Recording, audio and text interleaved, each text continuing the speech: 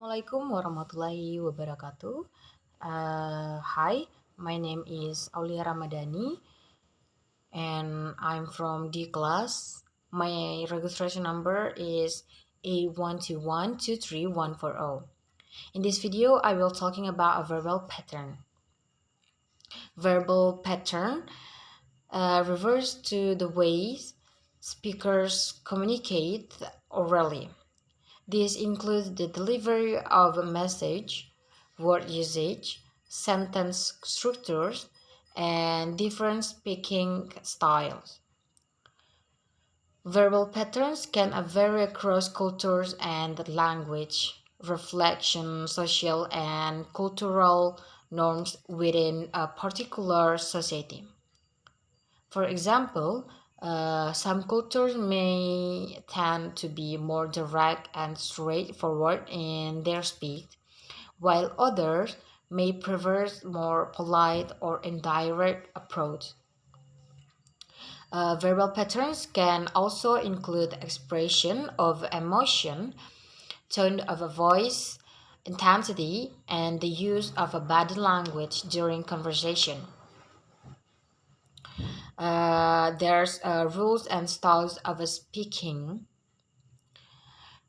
In language, there are tacit rules of speaking that, unlike rules of grammar or spelling, are not usually studied in a formal manner. These unspoken rules exist in every language but differ significantly from culture to culture. Acquiring a second language demands more than five learning new words and another system of grammar. It involves developing sensitivity in aspects of language that are usually not taught in language textbooks. Some important rules include permissible degrees of directness in speech or forms of politeness used in daily conversation. Okay, and there's a directness in American English. Compared with other language, American English strongly emphasize directness in verbal interaction. Many expression exemplify these tendencies like don't beat around the bush or let's get down to business and get to the point. All indicate impatience with avoiding issues. If there's a son hesitates telling his father that he received a bad grade in school, his father might respond angrily with out with it or speak up, just some things like that. And there's a directness is also seen when information is requested from a stranger or from people who are not well known to you, something like that. And then there's some like invitation. Frequently misunderstood area in American verbal interaction is that of extending, accepting, and refusing invitation. The unwritten rules are confusing and create misunderstandings even for a native speakers.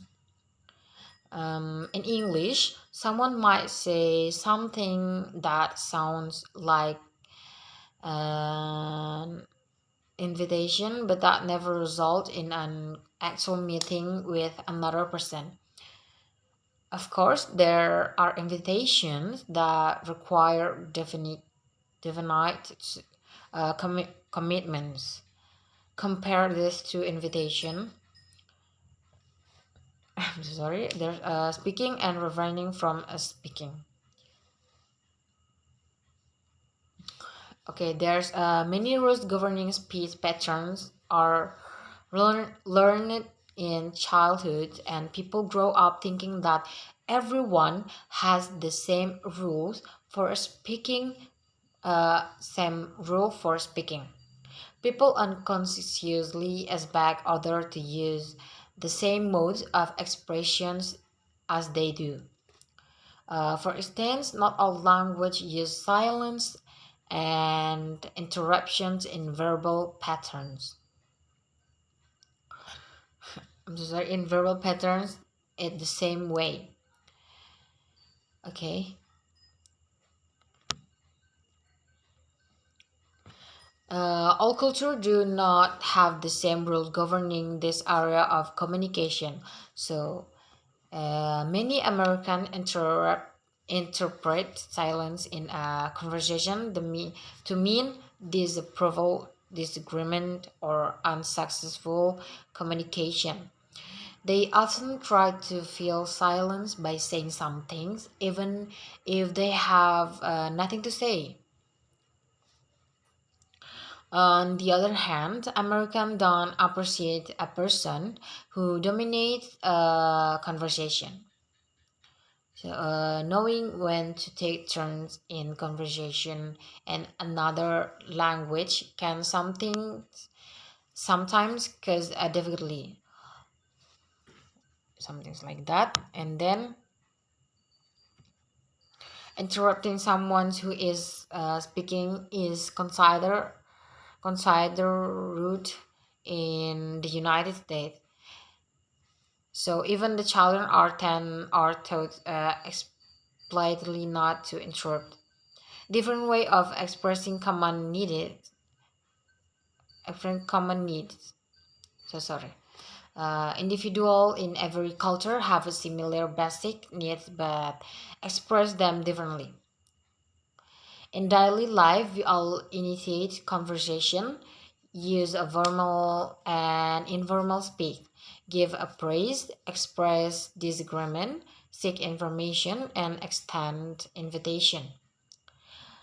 Some of the verbal patterns we use are influenced by our culture. So, whereas directness in speak is common in the United States, indirectness in the rule in part of the Far East. These people from both of these part of the world will probably express criticism of other differently. In part of the Middle East, host is expected to overfood several times, but in the United States, they may make an over only once or twice. The different modes of expression represent variations on the same theme. Its language reflects and creates culture attitude. It has a unique way of expressing human need. So I think that's all I can talking about. That's all I can say about verbal patterns by what I read in the second part of the book. Thank you.